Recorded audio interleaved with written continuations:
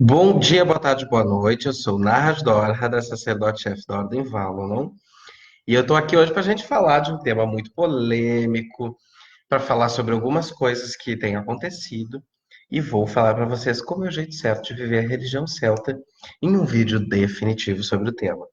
Esse vídeo, com certeza, vai ir para o canal no YouTube, mas eu estou transmitindo ele ao vivo agora, no dia 11, meio-dia, no meu perfil no Facebook. Quem estiver assistindo agora no YouTube, por favor, se inscreva aqui no canal, toca o sininho para receber notificações. E já tem gente online. Me deem um retorno do meu áudio, meu vídeo, por favor. Bom dia, Roairi. Bom dia, Camila. Ah, então, gente, vocês sabem que eu vivo a religião celta, pratico, ensino e vivencio, blá blá blá, o escassachê. E muitas pessoas chegam até mim ou conhecem o meu trabalho através desse caminho, trazendo outras experiências, outras vivências e até outros pontos de vista a respeito do que é a religião celta. Mas existe um jeito certo de fazer as coisas, e nós vamos falar sobre isso agora. Bom dia, Beatriz, bom dia, Ana Lúcia, bom dia, Rodrigo.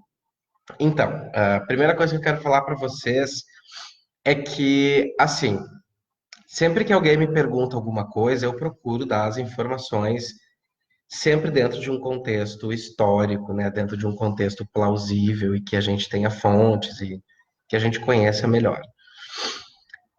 Mas todo mundo sabe que a religião celta ela tem algumas lacunas e essas lacunas elas precisam ser preenchidas de uma forma ou de outra pelas pessoas que praticam aquela espiritualidade. Eu quero deixar claro que muitas pessoas não praticam a religião celta, elas praticam alguns elementos da religião celta misturados com outros elementos de outras religiões e outras tradições. E isso é muito comum. Então elas acabam misturando elementos e misturando coisas ali dentro de um mesmo balaio, né? Coloca os gatos tudo no mesmo balaio. E é muito importante a gente frisar que isso não é um problema, que isso é uma coisa que acontece, vai acontecer sempre, e a gente não tem por que bater de frente com isso ou fazer com que isso seja uma coisa ruim. Agora, uma coisa que acontece muito, e aí é o jeito certo de fazer as coisas, é que, aliás, é sobre esse o tema do vídeo, né? O jeito certo de fazer as coisas, é que tem gente que não entende que existe uma coisa chamada subjetividade, né? Toda religião, ela tem subjetividades que passam um pouco pela experiência individual, passam um pouco pela experiência de grupo, né? Quando essa religião envolve grupos, e que é presente em todas as religiões, em maior ou menor grau. Quanto mais ortodoxa for aquela religião, aquela tradição, menos dessa subjetividade vai permear o seu conteúdo. E existem muitos mitos mentirosos, muitas falácias a respeito da religião celta que precisam ser desmistificados. Isso faz parte do nosso trabalho enquanto sacerdote e trabalho de todas as pessoas não sacerdotes que vivem a religião celta, porque a religião celta não se faz só de sacerdotes. Primeira grande coisa que a gente tem que entender: eu ou o meu grupo não estamos aqui para definir qual é o jeito certo de fazer as coisas, indo contra o texto da chamada do vídeo. Por que que eu estou te falando isso? Porque nós temos a nossa própria subjetividade, nós temos o nosso próprio sistema de preencher as lacunas que existem dentro da religião celta histórica, ou historicamente falando a respeito da religião celta. E tá tudo bem, né? Existe essa possibilidade para todos os grupos e pessoas. Mas uma coisa que é muito perigosa e que acontece muito e com muita frequência é em uma mesma fala em que a pessoa está apresentando argumentos históricos ou está apresentando uma verdade histórica, ela insere automaticamente elementos da sua subjetividade, ou seja, da sua percepção e da sua leitura a respeito daquilo ali que está sendo dito. E é aí que mora o problema. Para pessoas que já tenham um envolvimento, um conhecimento a respeito dos celtas, é fácil perceber o que é subjetividade e o que é elemento histórico. Mas para uma pessoa que está começando ou que não entende muito a respeito de religião celta, porque tem muita gente que não está começando, que está aí há anos e não entende nada de religião celta, não vai conseguir fazer essa filtragem, não vai conseguir fazer essa estruturação. E é isso uma coisa muito perigosa. Então, o jeito de fazer certo a religião celta é fazê-la honestamente, tá? Então, o jeito certo de fazer a religião celta é deixar bem claro o que é elemento histórico e o que é subjetividade individual ou do teu grupo. E não há nenhum problema que haja subjetividade ou que as subjetividades sejam diferentes umas das outras, porque a gente de fato não possui ferramentas ainda suficientes para termos uma reconstrução absolutamente completa a respeito do que os celtas faziam religiosamente falando e principalmente dentro do seu da sua casta sacerdotal, tá? Então assim, uh, toda pessoa que se pretende estudar e viver a religião celta precisa estudar, precisa conhecer as fontes, precisa saber ir atrás das verdades históricas. E aí sim ela vai construindo, através de um manancial de informações, coisas como o que os celtas teriam feito nesta situação específica e da qual nós não temos nenhuma informação. Por exemplo, o que os celtas faziam dentro do seu rito. Nós não temos, historicamente falando, uma estrutura ritualística que seja padrão ou que seja uma linha, né, para ser seguida. Isso é subjetividade. Cada um dos grupos constrói a sua estrutura ritualística dentro daquilo que percebe a respeito dos celtas. Só que existe uma diferença entre eu achar coisas e entre eu ter uma série de dados e a partir deles eu construir algo que faça sentido dentro da estrutura céltica. Por exemplo, os 4 elementos. Nós sabemos que os celtas, e aqui eu estou usando os celtas para facilitar o nosso discurso, mas vamos fazer um recorte mais específico. Os irlandeses, eles não tinham uma estruturação cosmológica envolvendo os 4 elementos. A estruturação cosmológica era baseada em outro sistema. Então não faz sentido termos os 4 elementos dentro de uma ritualística celta. No momento que nós temos 4 elementos dentro de uma ritualística que se pretende celta, ela só faz isso. Ela se pretende celta, ela não é de fato céltica. Por quê? Porque ela é baseada numa subjetividade que não é alimentada por informações embasadas.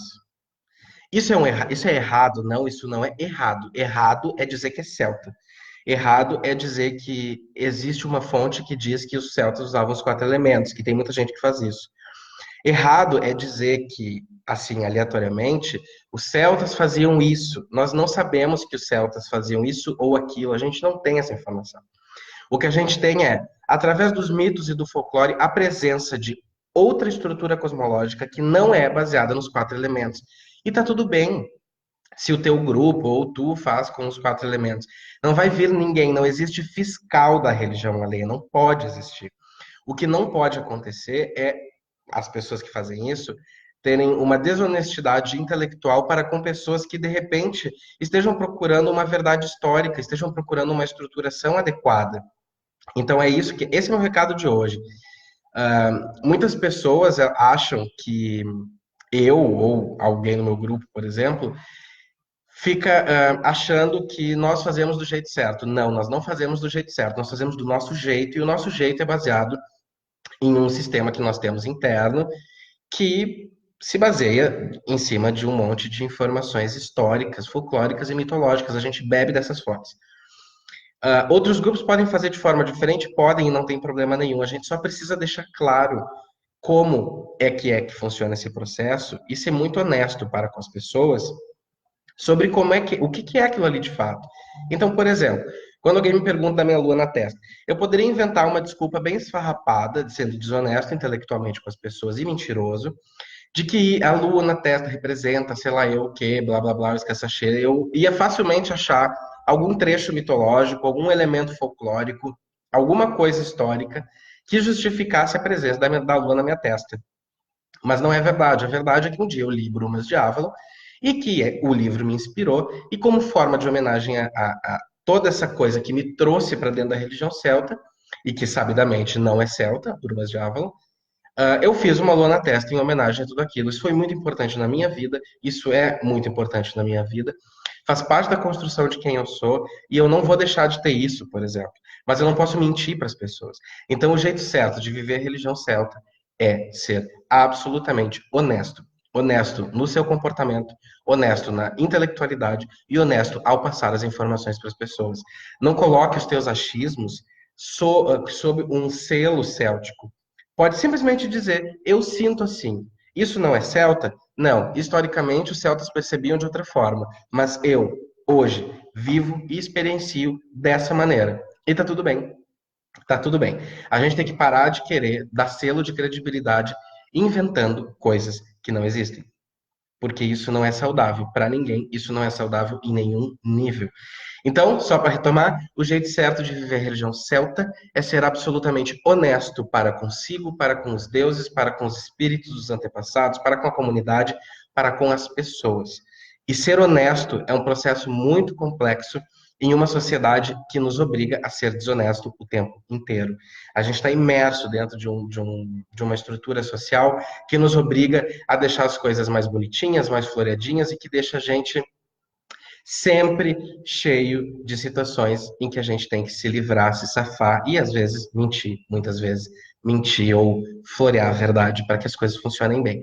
Então, assim, só para deixar muito claro, existem muitas formas de vivenciar, experimentar e de sentir aquilo que os celtas nos deixaram. A gente só precisa ter consciência de o que é que de fato que os celtas nos deixaram e o que é de fato coisas que são individuais, são subjetividades. Então não existe um jeito errado, mas existe um jeito certo. É isso que eu queria dizer para vocês hoje. Eu vou só ler um comentário que tem da Camila aqui, que diz que minha paciência é incrível. Obrigado. Porque você simplesmente, praticamente explica a mesma coisa de sempre, que é basicamente estudem para viver de um jeito mais próximo com a verdade. Exatamente, muito obrigado pelo comentário, Camila. Vou deixando vocês aqui então com esse recadinho. Não existe jeito errado de viver a religião celta, mas existe um jeito certo. Fica a reflexão. Fiquem com os deuses, os espíritos dos antepassados. Até a próxima. Tchau, tchau.